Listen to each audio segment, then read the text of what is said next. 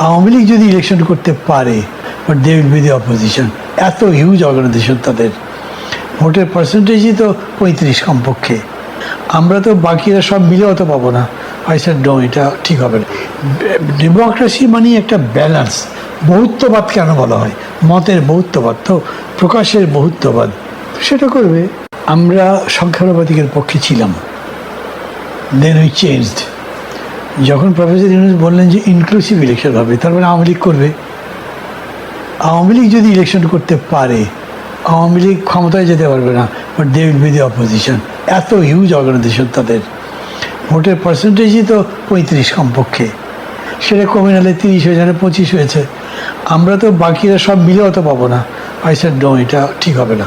We oppose. তখন এখন তো আওয়ামী লীগ নাই, এখন সংখ্যানুপাতিক চাই। অনেকে হয়তো আমাকে বলবে, ভাই আপনি তো খুব সিনসিয়ার থাকছেন, আপনি নীতিতে অটল থাকছেন না। বাট নীতিও কিন্তু বাস্তব থেকে আলাদা হয় না।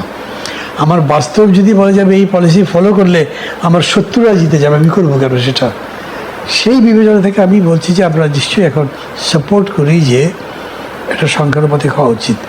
হলে পরে মানে এই যে এক পার্টি দাপট থাকে না, কমে যাবে।